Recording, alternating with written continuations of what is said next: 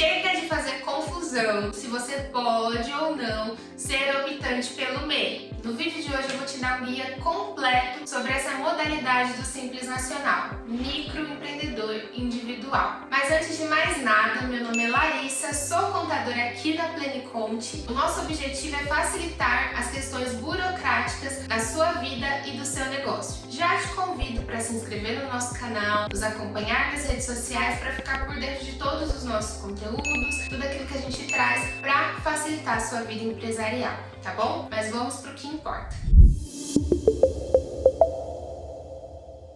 O que é um MEI, gente? É essa modalidade que todo mundo quer ser. Quando a pessoa vem com o objetivo de abrir uma empresa aqui no escritório, uma das primeiras perguntas que elas fazem é: eu posso ser MEI? Então hoje a gente vai entender um pouquinho o que é o MEI, quem que pode ser MEI, quem que se enquadra realmente nessa modalidade, tá? O MEI, pessoal, ele surgiu em 2008 com o objetivo de formalizar trabalhadores brasileiros que até então desempenhavam diversas atividades sem nenhum amparo legal ou segurança jurídica. Então, essa modalidade do MEI foi uma alternativa que o governo viu para formalizar aqueles pequenos empreendedores que trabalhavam de forma autônoma, sem segurança nenhuma. Então eles não tinham carteira assinada, não faziam contribuição para o INSS. Então foi uma medida, foi uma forma que o governo viu de formalizar esses pequenos empreendedores. Então, pessoal, a primeira observação que eu faço, quando a pessoa chega aqui no escritório desejando abrir um CNPJ, desejando ser MEI, é se atentar à atividade,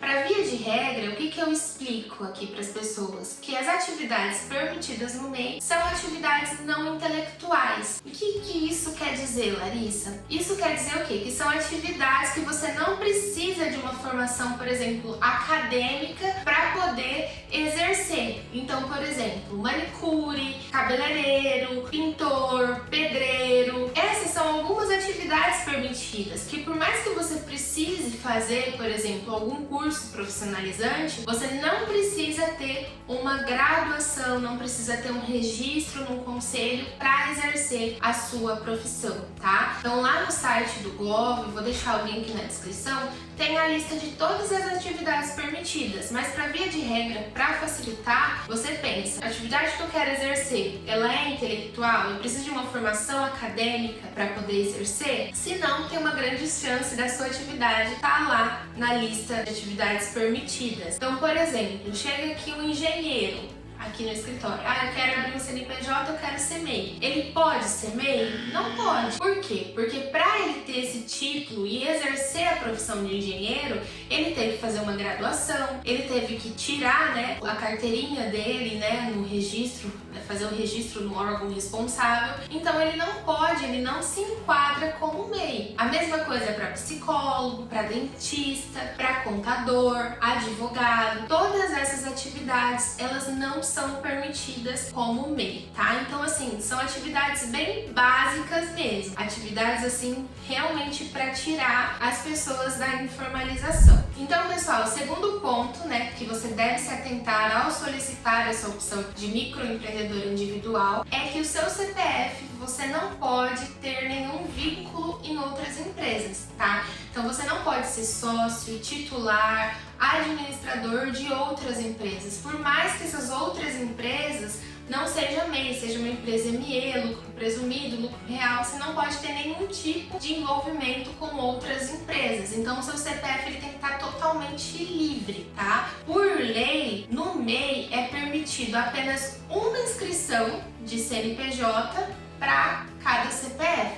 Então se você tiver vínculo com outras empresas na hora de fazer a abertura, o próprio sistema ele vai bloquear na hora, ele não vai permitir a abertura. Então, se você optar por essa modalidade, você tem que ficar atento, porque você só vai poder ter esse CNPJ. Larissa, se porventura abrir meu MEI, se porventura daqui a uns anos eu querer abrir uma empresa ME com sociedade com outra pessoa, eu posso? Não, você não pode, tá? Para você abrir essa outra sociedade, primeiro você vai ter que dar baixa no MEI para depois abrir esse outro tipo de empresa, mesmo que a modalidade não seja como o MEI. Esses daqui são dúvidas que já apareceram aqui no escritório, tá? Ah, Larissa, eu quero abrir uma MEI em sociedade. Eu posso abrir uma MEI em sociedade? Não pode, tá? MEI é microempreendedor individual, tá? Então é individual, é um CNPJ que tem como representante um único CPF. Então não dá pra gente abrir uma empresa de um CNPJ MEI e colocar 2 titulares, 2 sócios para uma MEI, né? Isso se enquadra como um outro tipo de modalidade de empresa, mas como MEI, não. Um outro ponto também muito importante, que muitas pessoas têm dúvidas, é o quê? Trabalho com carteira assinada. Eu posso abrir uma MEI? Sim, você pode. Essa é a realidade de várias pessoas, né? Às vezes até quer começar no empreendedorismo, mas não quer ir logo de cara e vai conciliando, né? Carteira assinada com trabalho por conta, né? Ali empreendendo. A partir do momento que o empreendedorismo começa a dar certo, ela se desvincula do trabalho de carteira assinada. Nesse caso, você pode sim, mesmo tendo registro em carteira, você pode abrir uma MEI. Só que você tem que se atentar com algumas peculiaridades. Por exemplo, se você é mandado embora, você não tem direito ao seguro-desemprego. Por quê? Porque o seguro-desemprego nada mais é que uma medida do governo para você se restabelecer novamente no mercado de trabalho, né? Então você foi mandado embora, ficou ali sem renda e tudo mais. Então o governo ele concede para você alguns meses, alguns pagamentos para você procurar um outro emprego. A partir do momento que você é registrado em carteira, né, tem registro em carteira e tem um CNPJ